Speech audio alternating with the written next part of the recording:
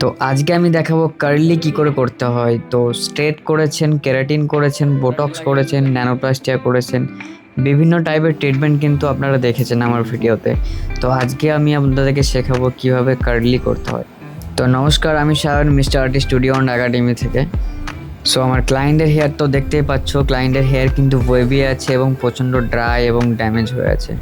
So ওনার ইচ্ছা অনেক দিনই যে কার্লি করা, তো আমার কাছ থেকে অনেক দূর থেকে এসছে কলকাতা থেকে কার্লি করার জন্য। তো সবার প্রথমে আমি হেয়ার ওয়াশ করে নেবো, তারপর করব হেয়ার কাট। কারণ পুরো হেয়ারটা কিন্তু আমি কার্লি করব না, সাইডটা একটু ফেড হলে কিন্তু কার্লিটা দেখতে আরও বেশি ভালো লাগবে। তো সবার প্রথম কিন্তু আমি করে নিয়েছি হেয়ার ওয়াশ, দেন তারপর হেয়ার কাট শুরু করেছি।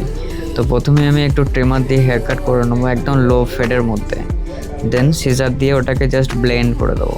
তো আমার হেয়ার কাট হয়ে যাওয়ার পর আমি এটাকে সেকশন করে নিলাম, 4টে ভাগে ডিভাইড করে নিলাম। তারপর আমি ইউজ করব কার্লি যে ফার্স্ট ক্রিম, মানে ফার্স্ট লোশন, সেই লোশনটা কিন্তু আমি অ্যাপ্লাই করব এবং তার সাথে যে কার্ল যে রোলার হয় সেই রোলারগুলো কিন্তু ইউজ করব।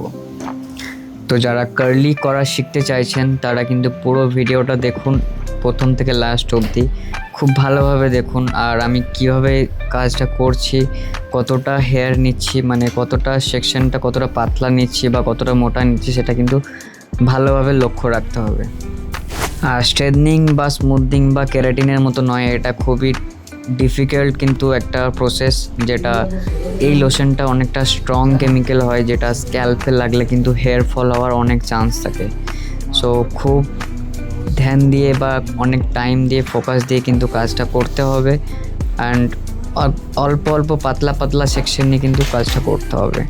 তো এই কাজটা এমন একটা প্রসেস, দুজন মিলে যদি করো তাহলে কিন্তু খুব সুবিধা হবে, একজনের কিন্তু অনেক টাইম লেগে যাবে। এবং ফার্স্ট যে ক্রিমটা আমি যেখানে অ্যাপ্লাই করব রোলারটা, সেটা দেখবো বন্ড ব্রেক হয়ে গেছে, দেন লাস্ট যখন আমি ফিনিশিং করব সেখানে কিন্তু বন্ড ব্রেক হতে চাইবে না। তো সেই জন্য দুজন মিলে কিন্তু এই কাজটা করতে হবে, আর একদম পাতলা পাতলা সেকশন নিতে হবে। তারপর আমাকে লোশনটা ওই হেয়ারের মধ্যে ব্রাশে করে লাগাতে হবে, তারপর যে রোলার আছে এবং সেই রোলারটাকে রোল করে যে গার্ডার থাকে সেই গার্ডারটাকে দিয়ে আটকাতে হবে।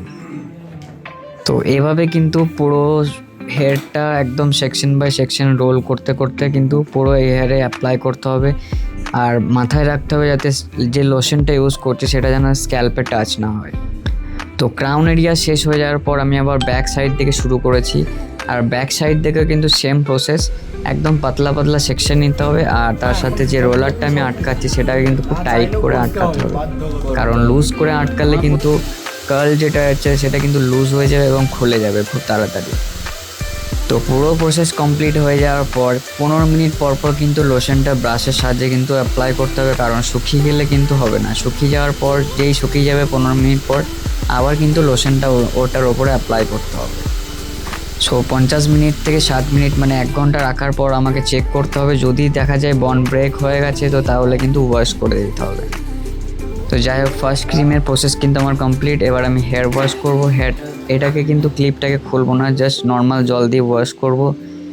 এবং ওয়াশ করার পর সেকেন্ড যে ক্রিম আছে নিউট্রালাইজার, সেই নিউট্রালাইজারটাকে একটু ওয়ার্ম ওয়াটারে মিক্স করব এবং সেটাকে আমার এই হেয়ারের মধ্যে অ্যাপ্লাই করে 10 মিনিট মতো ছেড়ে রেখে দেবো শ্যাম্পু সেশনে। তারপর সেটাকে ওয়াশ করে আমি ড্রাই করব।